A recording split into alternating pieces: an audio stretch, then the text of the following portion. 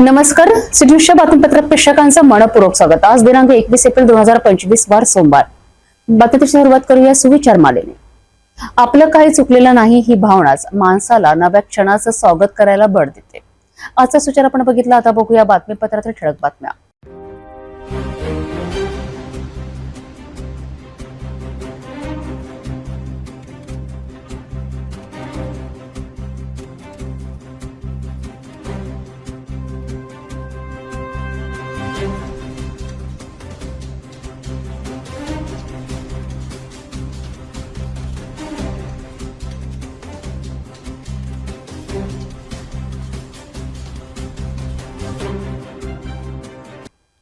आपण ठळक बातम्या बघितल्या. आता घेऊया छोटासा ब्रेक. शादी और ब्याह की शुरुआत आराधना साड़ी के साथ. ब्रेक नंतर बघूया सविस्तर बातम्या. अमरावती शहरात एक मोठी राजकीय घडामोड घडली आहे. काँग्रेस भवनासमोर भाजप युवा मोर्चाने नॅशनल हेराल्ड प्रकरणावरनं तीव्र आंदोलन छेडले. एकीकडे काँग्रेस भवन समोर काँग्रेस पदाधिकारी सज्ज होते, तर दुसरीकडे युवा मोर्चाने घोषणांनी परिसर दणाणून सोडला. राहुल गांधी यांची प्रतिकात्मक अर्थी तयार करत घोषणाबाजीसह मोर्चा काढण्याचा प्रयत्न करण्यात आला. या सर्व प्रकारामुळे परिसरात काही काळ तणावपूर्ण वातावरण निर्माण झाले होते, परंतु पोलिसांनी वेळीच हस्तक्षेप करून परिस्थिती नियंत्रणात ठेवली. काँग्रेसच्या काळात नॅशनल हेराल्ड प्रकरणाच्या आता या मुद्द्याला घेऊन अमरावती शहरात काँग्रेस भवन येथे युवा मोर्चाच्या वतीने भव्य आंदोलन पुकारलेलं आहे. आपण पाहू शकताय पोलिसांचा मोठा बंदोबस्त या ठिकाणी लावण्यात आलेला आहे. काँग्रेसच्या काळातील नॅशनल हेराल्ड प्रकरणात या मोर्चाचं आंदोलन केल्याचं बोललं जात आहे. अमरावती शहरामधील काँग्रेस भवन परिसर सकाळपासून राजकीय उलथापालथीने गजबजलेला दिसून आलाय. नॅशनल हेराल्ड घोटाळ्याच्या निषेधार्थ भाजप युवा मोर्चाने काँग्रेस विरोधात मोर्चा काढण्याचा प्रयत्न केला. आंदोलनासाठी शिवटेकडी परिसरातील जिल्हा परिषद विश्रामगृहातून तयारी झाली होती. फलक, घोषणाबाजी आणि विशेष म्हणजे राहुल गांधी यांची प्रतिकात्मक अर्थी घेऊन मोर्चा हा काँग्रेस भवनकडे वळला.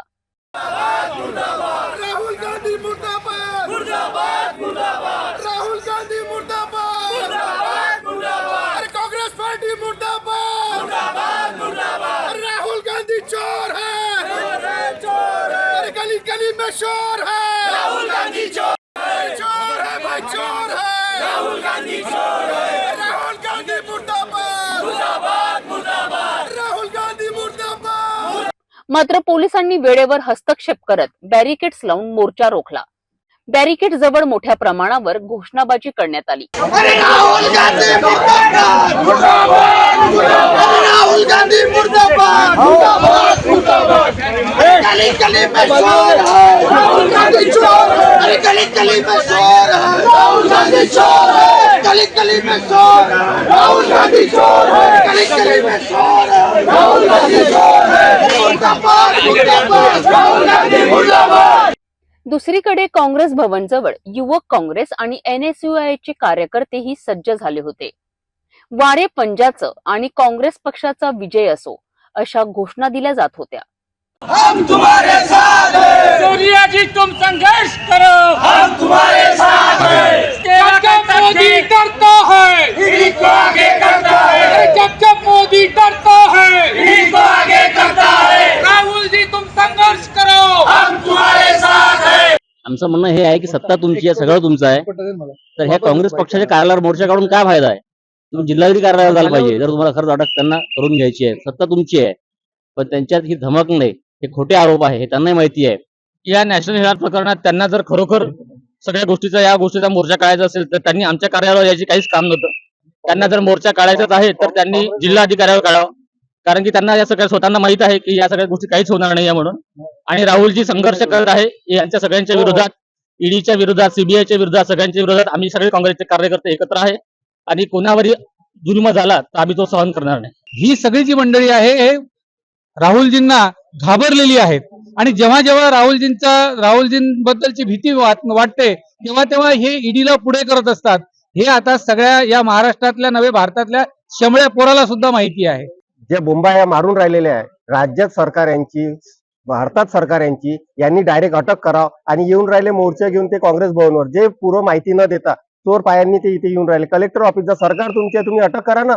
हे काय तमाशे करून राहिले, म्हणजे त्यांच्या सत्तेत तेच तमाशे करून राहिले, तेच मागणी मागून राहिले अटकची आणि इथं येऊन करायची. त्यांनी हेच जर पूर्वसूचना आम्हाला आधी दिली असती तर आम्ही याच्यापेक्षा त्यांच्या तयारीत राहिलो असतो.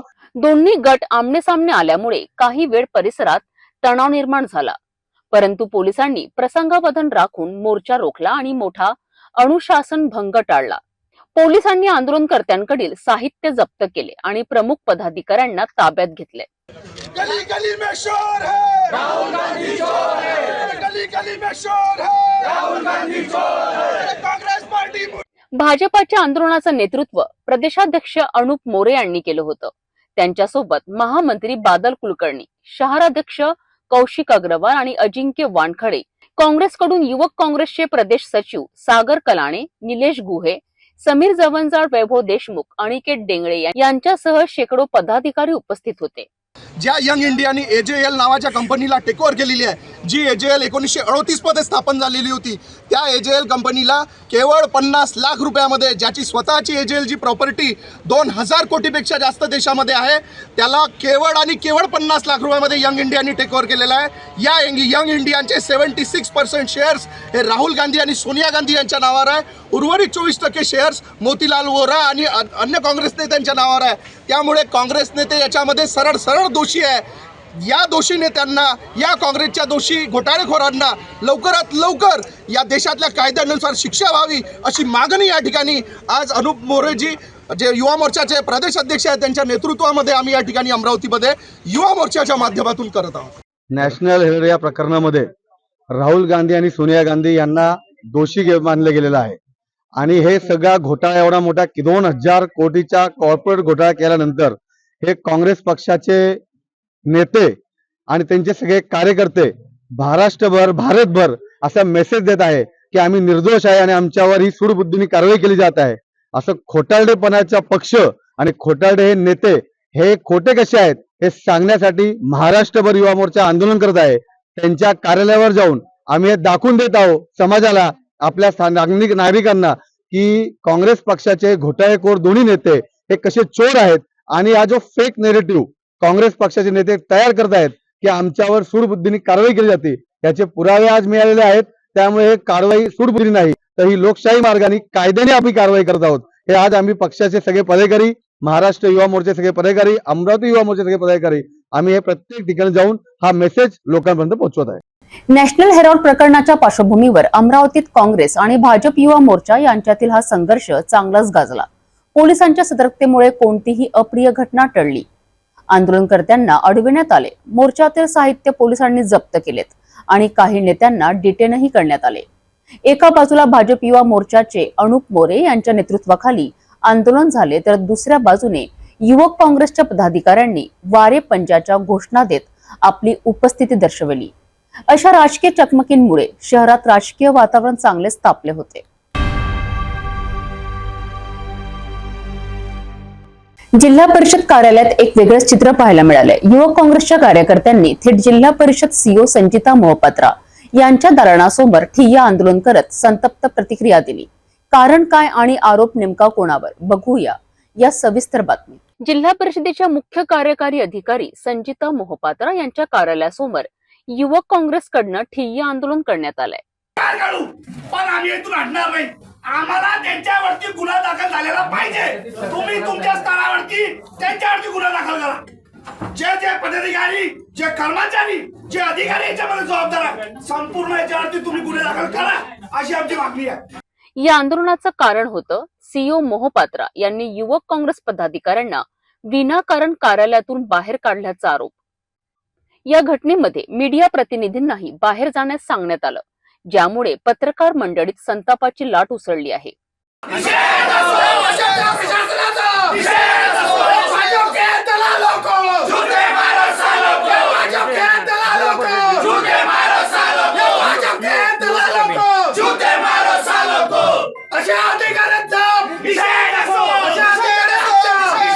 विशेष म्हणजे काही दिवसांपूर्वी जिल्हा परिषद शासकीय विश्रामगृहात भाजप युवा मोर्चांच्या पदाधिकाऱ्यांची राजकीय बैठक झाली होती.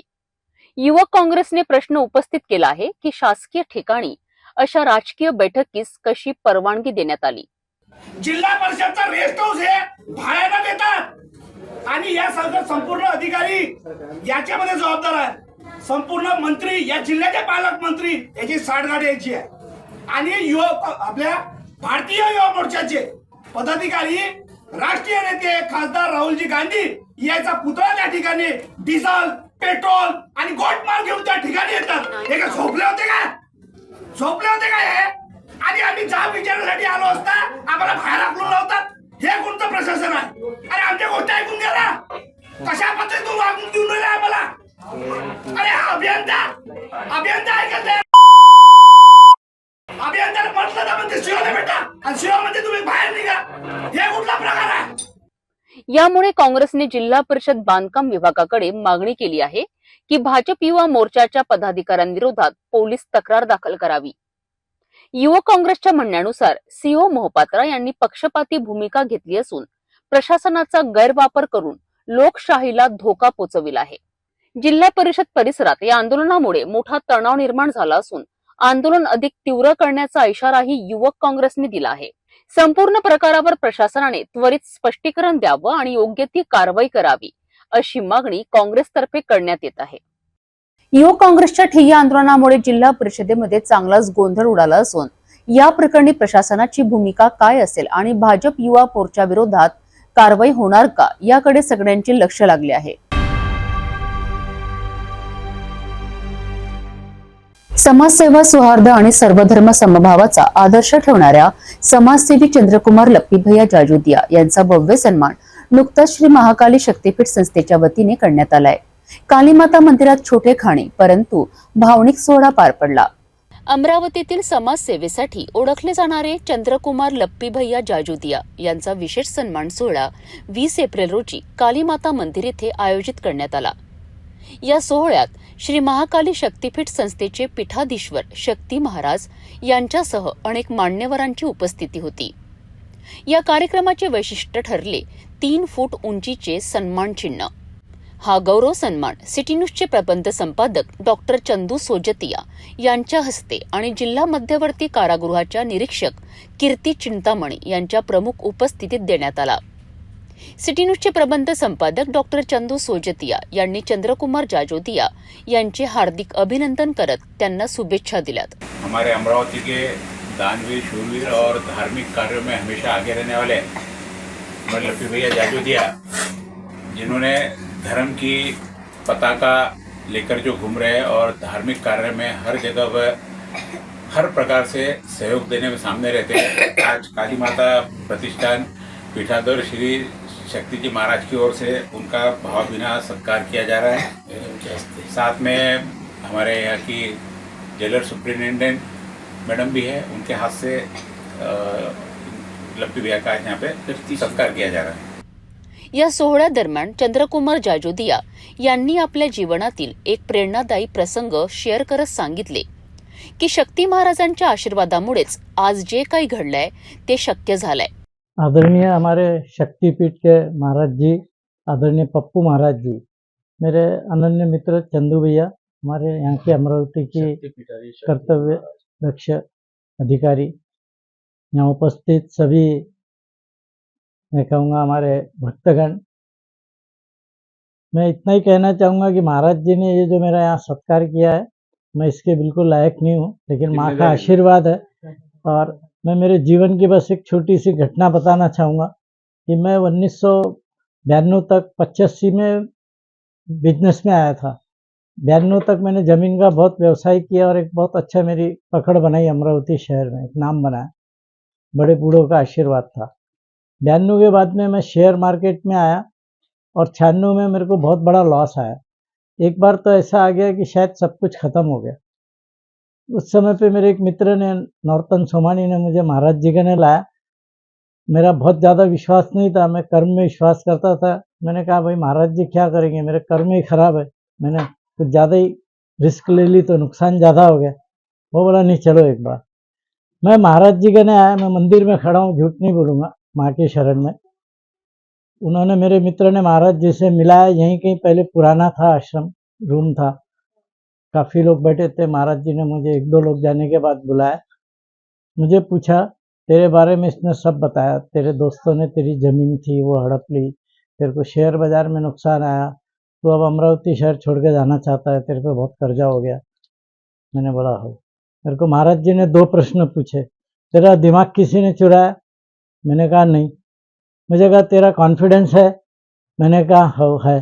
फिर तेरा किसने क्या लिया, क्यों रो रहा? बोले मेरे पीठ पे एक जोर से महाराज जी ने मारा, मुझे आशीर्वाद रूपी एक ठपकी दी बड़ी जोर से, और बोले जा पलट, आज के बाद कभी जमीन के अलावा कोई काम नहीं करना।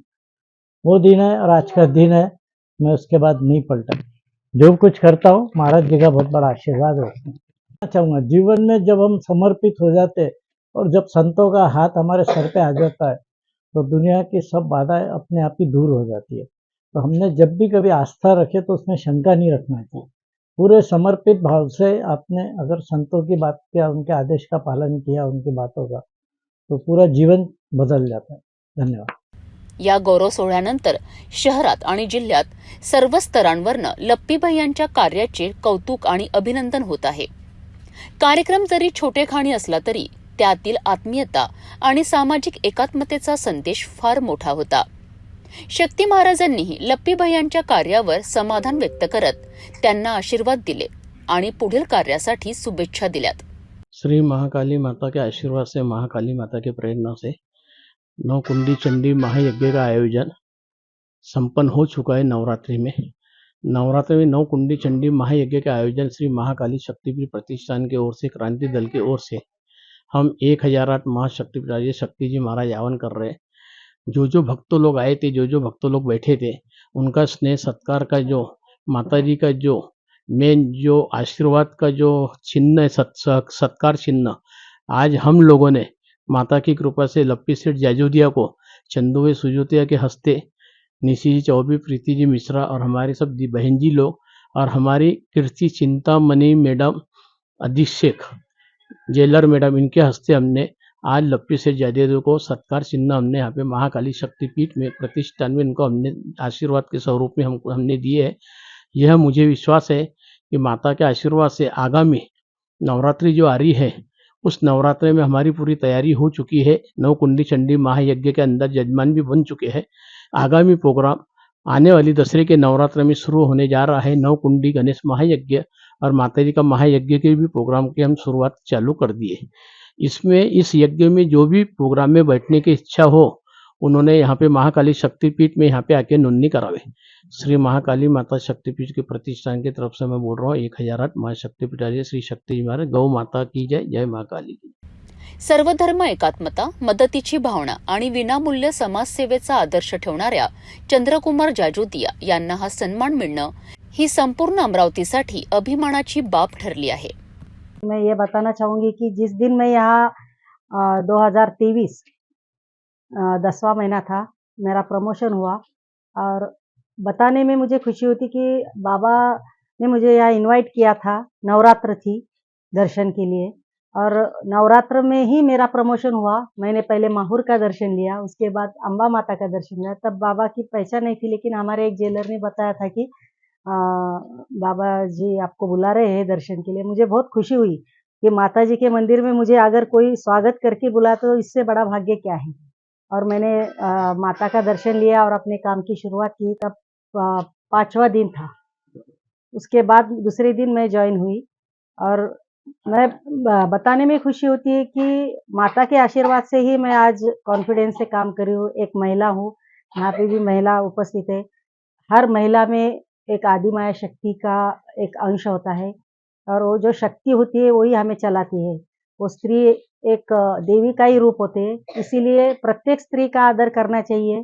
प्रत्येक महिला एक देवी समझ के काम करते हैं, और यहाँ पे बाबा जी ने मुझे आए तब से इतना सम्मान दिया है। हर बार मुझे हर कार्यक्रम में इनवाइट करते हैं, और मैं सब काम छोड़ के यहाँ आती हूँ। ये मेरा सौभाग्य समझती हूँ। धन्यवाद बाबा जी। माता का आशीर्वाद, आपका आशीर्वाद इसी तरह रहना चाहिए, जिससे मैं काम अच्छी तरह से अपने कारागृह की सेवा कर सकूं। समाजसेवा ही केवळ काम नाही, ती जीवनशैली आहे, हे सिद्ध केलं चंद्रकुमार जाजोदिया यांनी. अशा समाजसेवकांचा सन्मान हा संपूर्ण समाजासाठी प्रेरणादायी ठरतोय. अमेरिकन डॉलरच्या कमजोरीमुळे जागतिक पातळीवर सोन्याच्या दरात मोठी उसळी पाहायला मिळत आहे. भारतात देखील 24 कॅरेट सोन्याचा दर 98,000 रुपयांच्या पुढे गेला आहे. गुंतवणूकदारांसाठी ही एक महत्वाची घडामोड आहे. जाणून घेऊया याबाबतचा सविस्तर अहवाल. गेल्या एक आठवड्यापासून सोन्याच्या दरात सातत्याने वाढ होत आहे.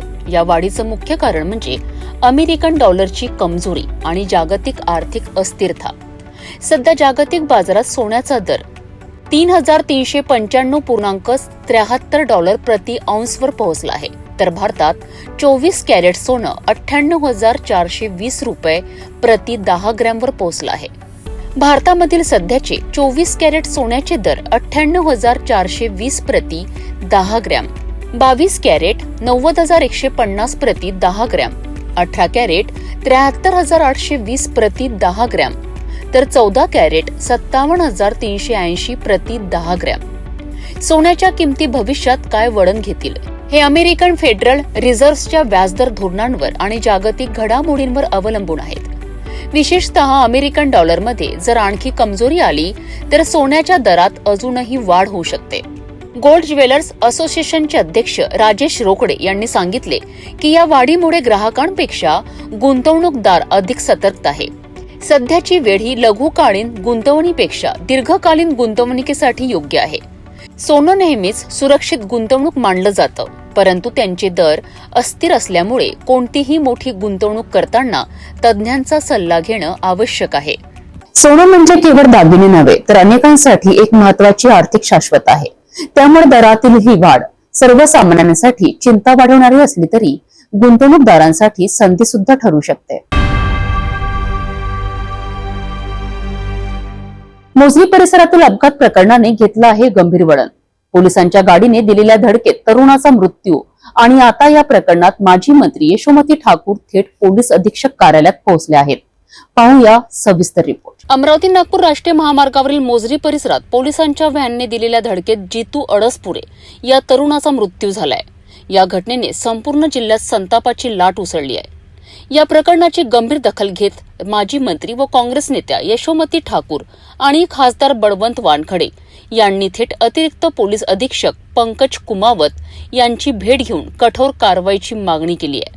यावेळी त्यांनी पोलिसांवर आणि महामार्ग बांधकाम करणाऱ्या कंपनीवर गुन्हा दाखल करण्याची ठाम मागणी केली आहे. या अपघाताचा सीसीटीव्ही फुटेज समोर आला असून त्यात स्पष्ट दिसते आहे की पोलिसांच्या वाहनाने थेट धडक दिली आहे आणि त्यामध्ये जितू अडसपुरे याचा दुर्दैवी मृत्यू झालाय.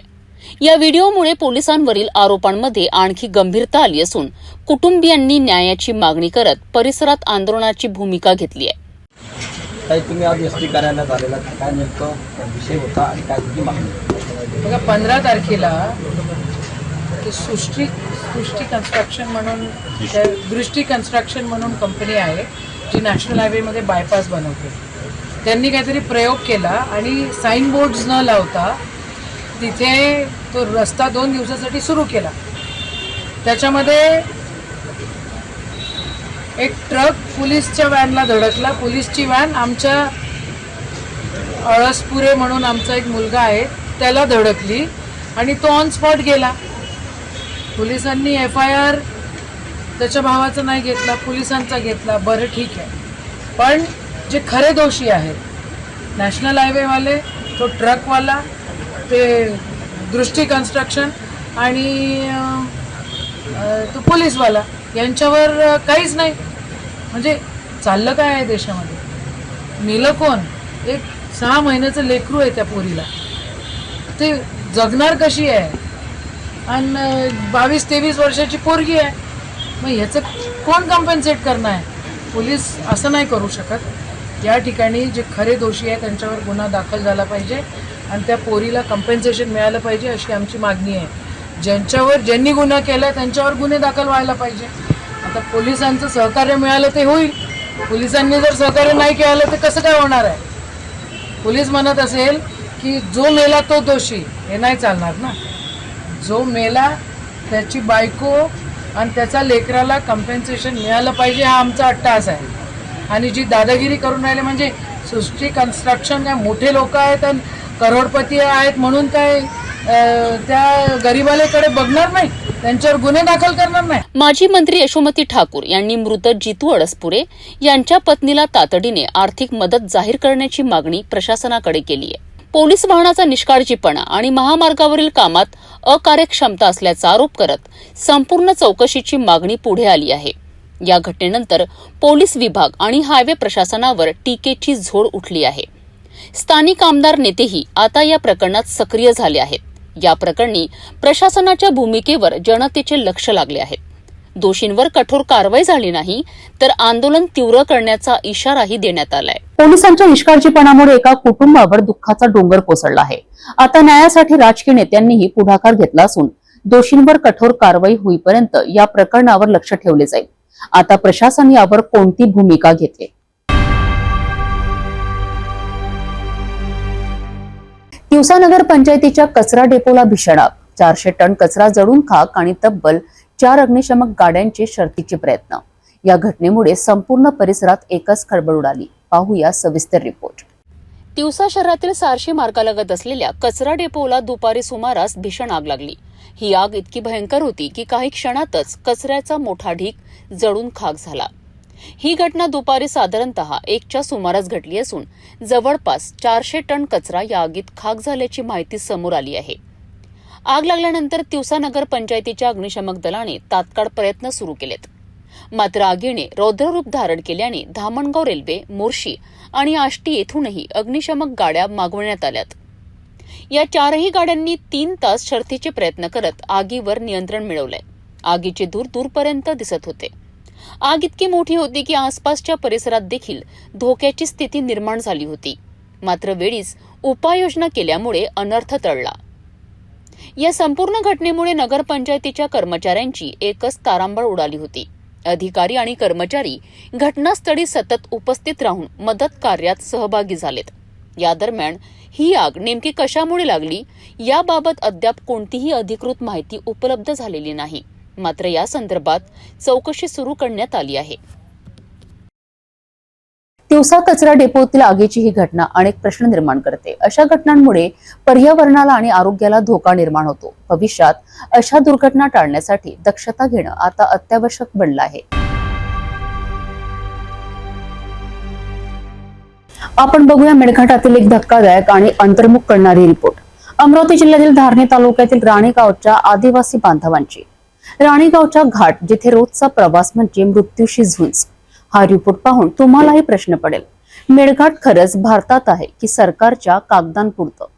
जाणून घेऊया प्रतिनिधी संदीप राऊत यांची ग्राउंड रिपोर्ट. धारणी तालुक्यातील राणेगाव, जे नाव उच्चारलं तरी डोळ्यापुढे उभं राहतं ते एक खडतर प्रवासाचं चित्र. डोंगर घाटातून जाणारा रस्ता म्हणजे जीवन आणि मृत्यूच्या सीमेरेषेवर चाललेली एक सैर. 2-2 फुटांचे खड्डे, ढासळलेली बाजू आणि कोसळणाऱ्या दरडी हीच इथली रोजची वाट. एकीकडे समृद्धी महामार्गाच्या बांधकामाचा गाजावाजा होतो आणि दुसरीकडे मेळघाटातील रस्ते मात्र रामभरोसे. राज्य आणि केंद्र सरकारकडून वर्षानुवर्षे मेळघाट विकासासाठी कोट्यवधी रुपयांचा निधी येतो. पण प्रत्यक्षात काय? निधी कागदांवर खर्च होतो आणि जमिनीवर अर्थात रस्त्यावर फक्त खड्डेच खड्डे. सार्वजनिक बांधकाम विभागाचे एक्झिक्युटिव्ह इंजिनियर आणि ज्युनियर इंजिनियर राजकीय कार्यक्रमात मग्न आहेत, तर स्थानिक जनता जीव मुठीत घेऊन प्रवास करीत आहे. आदिवासी बांधवांच्या वेदना कुणाच्या ऐकण्याच्या क्षमतेबाहेर गेल्या आहेत. माजी खासदार नवनीत राणा यांनी स्वतःला मेळघाटची मुलगी म्हणवून घेतले. मात्र दिलेली प्रत्येक आश्वासनं आजही हवेत विरून गेल्यासारखी वाटतं. खासदार, आमदार, स्थानिक प्रशासकीय यंत्रणा सर्वच कुंभकर्णी झोपेत आहेत. मेळघाटात मोबाईल सिग्नल नाही, रस्ते नाहीत, मूलभूत सुविधा नाहीत आणि आता वाटही सुरक्षित नाही. आमदार केवळराम काळे यांनी या मुद्द्यांवर सतत आवाज उठवला, परंतु दुर्दैवाने मेळघाट आजही आउट ऑफ कव्हरेज आहे. हा केवळ एक गाव नाही, हा विकासाच्या नावाने चाललेल्या फसवणुकीचा आरसा आहे. हे चित्र बदलेल का की हे चित्रच आपलं वास्तव ठरेल? उत्तर सरकारच्या कृतीत असेल. अकोला जिल्ह्यातील मूर्तिजापूरमधून एक मोठी आणि खळबळजनक बातमी समोर आली आहे. भाजप आमदार हरीश पिंपळे यांनी बार्शी टाकळी पोलीस ठाण्याच्या ठाणेदारावर थेट शिवीगाळ केल्याचा गंभीर आरोप केला आहे. याबाबतचा ऑडिओ क्लिप त्यांनी थेट मुख्यमंत्री आणि विधानसभा अध्यक्षांना पाठवल्याने या प्रकरणाने मोठे वळण घेतलं आहे. आमदार हरीश मारुतीप्पा पिंपळे मूर्तिवर मतदारसंघ 32. माझ्या मतदारसंघात 2.5 तालुके आहे. मूर्तिवर, बार्शी टाकळी आणि अकोला तालुक्यातले 2 जिल्हा परिषद सरकार. तर बार्शी टाकलीला रात्री 11 वाजता अकोला बार्शी पिंजर रस्त्यावर एक संशयास्पद ट्रक चालू होता MH19 5533. तर तो ट्रकमध्ये खटखट आवाज येऊन आलता. तर त्या ट्रकच्या मागे माझा कार्यकर्ता हरीश वाघ पिंपळकुटा हा होता. त्यांनी मनला फोन केला की भाऊ हा ट्रक आहे ना खळगपुऱ्याच्या तिकडून टाकला नॅशनल हायवेनं न नेता. तर या ट्रकमध्ये ढोरं असल्याचा संशय आहे. मी ठाणेदाराला फोन केला. ठाणेदार बाष्टाकडे टुनकुनवार जे नशेत धूत होते त्यांनी मला विचारलं तुम्हाला कोणी फोन केला. मी सांगितलं हरीश वाघनं. ते हरीश वाघले शिव्या देऊन दिल्या.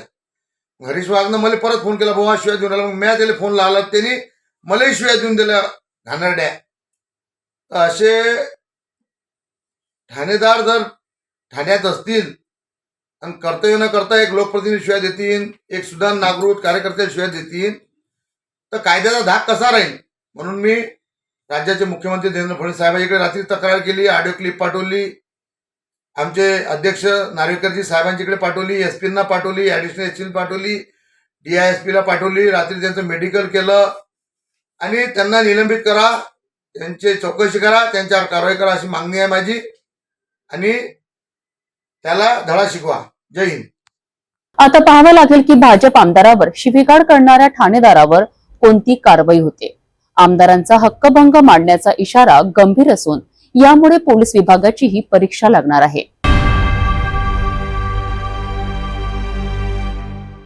राज्य सरकारने विधानसभा निवडणुकीपूर्वी शेतकऱ्यांना दिलेली आश्वासने पूर्ण न केल्याचा आरोप करत ठाकरे गट आक्रमक झाला आहे. आमदार नितीन देशमुख यांनी सरकारला थेट इशारा दिला असून 2 मे रोजी ट्रॅक्टर मोर्चा काढण्याची घोषणा केली आहे.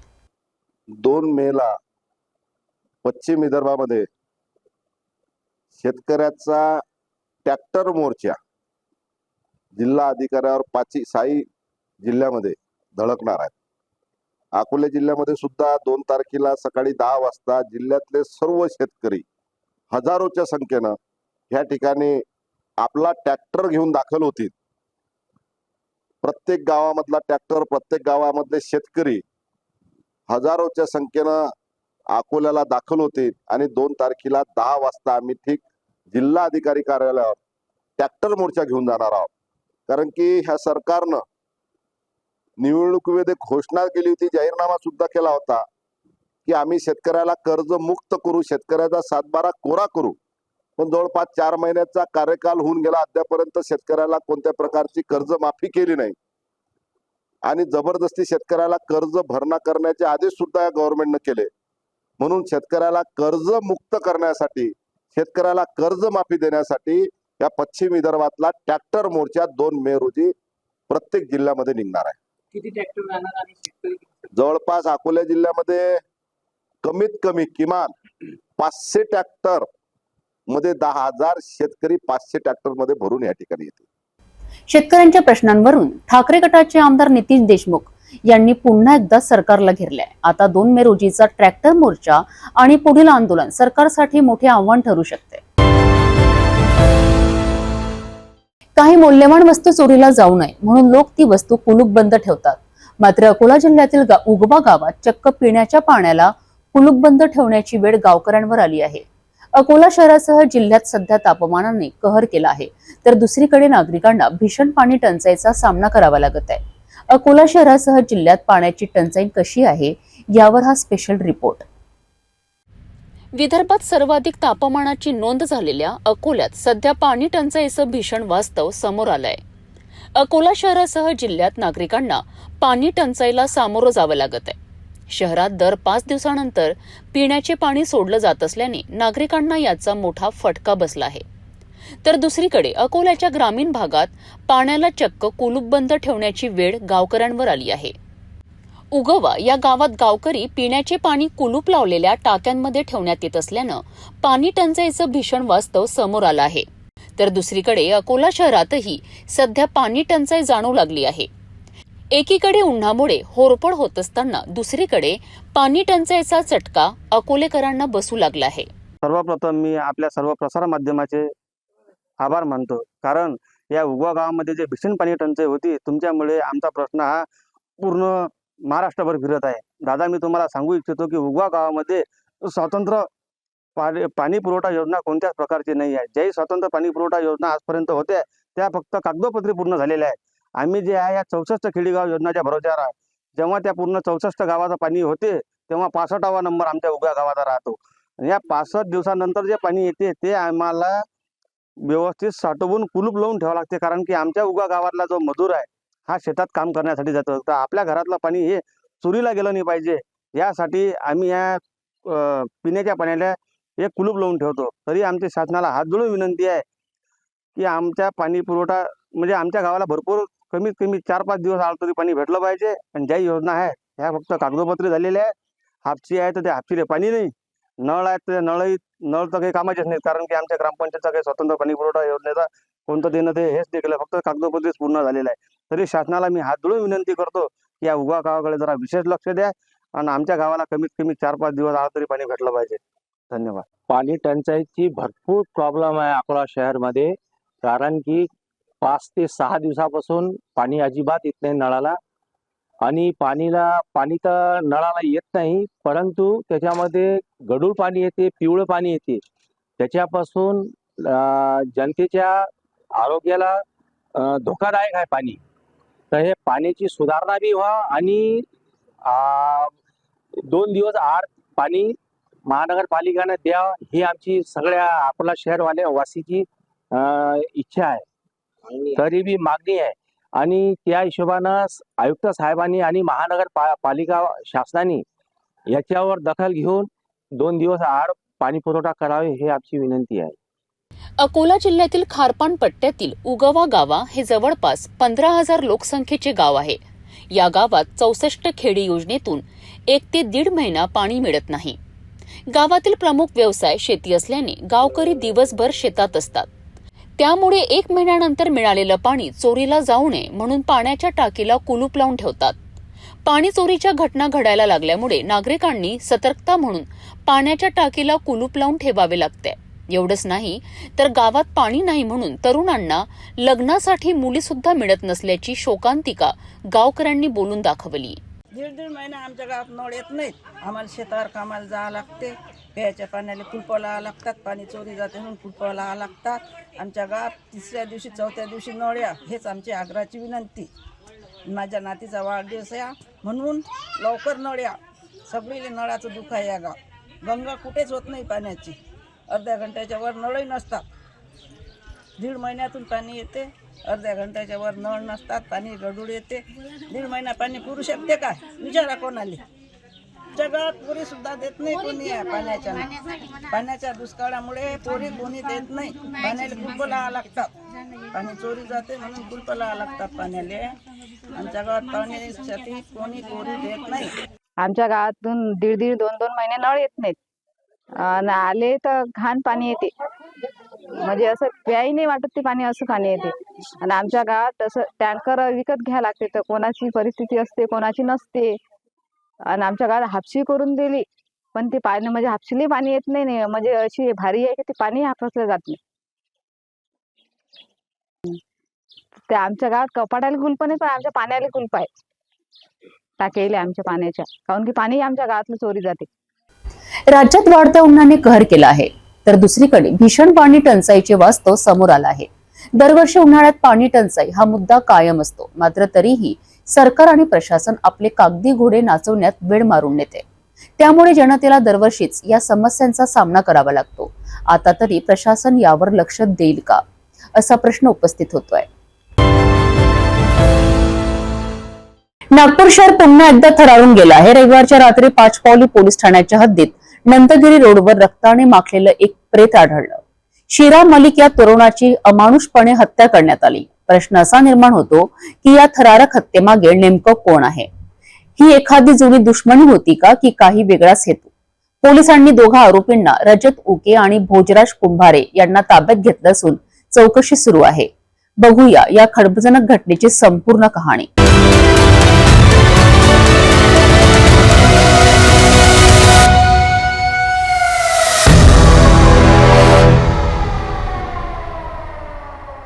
नागपूरमध्ये पुन्हा एकदा रक्ताची होळी खेळली गेली आहे.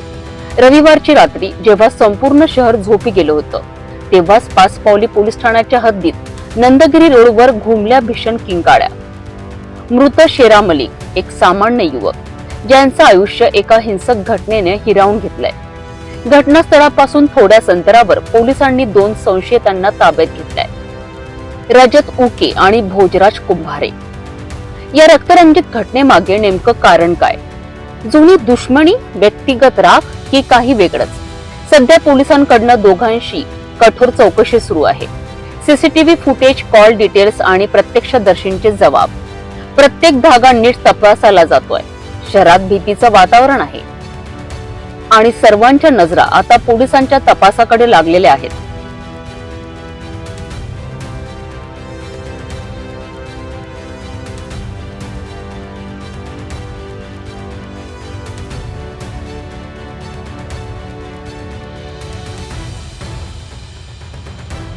सही बात है। ये नंदागिरी ठक्कर गांव रहने वाला शेरा मलिक ये दारू पी के अपने बीवी को तकलीफ देता था। उसका कुछ किसी से संबंध है बाहर, वो डाउट से उनका झगड़ा चल रहा था। उसमें वो 2 साल से पहले से प्रेम संबंध था मृतक के बीवी का। वही कांटा निकालने के लिए जो मृतक का बीवी का लवर है उसने आके इसके ऊपर हमला किया है। वो आरोपी भी पहले बांग्लादेश में नाइक ताला में रहता था, अभी फिलहाल रहने के लिए मानकापुर में गया है। उसका नाम है रजत कमलेश उके और उसका साथीदार है भोजराज मोरेश्वर कुंभारे। ये दोनों को आरोपी हिरासत में लिए पीसीआर लेने कोर्ट रवाना किया। कारण वो अनैतिक संबंध के इससे ही हुआ है वो। और मृतक का शेरा सूर्यप्रकाश मलिक, उम्र करीबन 37 साल है। और वो रजत कमलेश उके उसका 32 साल है। उसका दोस्त भी वही उम्र का है, भोजराज कुंभारे दोस्त है। और दूसरा कोई कारण नहीं है, वही कारण है कि अवैध संबंध के बारे में हुआ है। आरोपी वो जो चाइना चापर से उसने पहले तैयारी की, वो मालूमात लेट मिला, लेकिन अब जब हमला हो गया तब हमने दुकान की भी तहकीकात की जिस टाइप के वो चापर लाया है। ही होती नागपूरच्या नंदगिरी रोडवरील मन हेलावून टाकणारी कहाणी, जिथे एका जीवाचा क्रूर अंत झालाय. पोलिसांनी कारवाईला गती दिली असली तरी हत्येमागचं नेमकं कारण अद्याप स्पष्ट झालेलं नाही. ही केवळ व्यक्तिगत दुश्मनी होती की एखाद्या मोठ्या कटाचा भाग?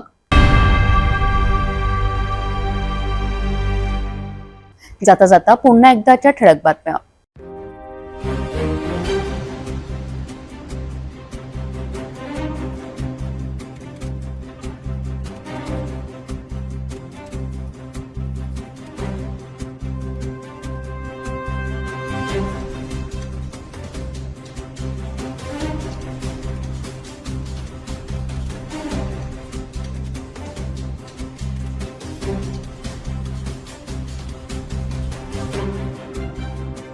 आपण आता सिटी न्यूज चॅनल आपल्या टीव्हीवर बघू शकता. यामध्ये next channel 117, Jio channel 872, GTPL channel 73, RRC 899, Fastway channel number 256 तर सिटी केबल चॅनल 92 वर.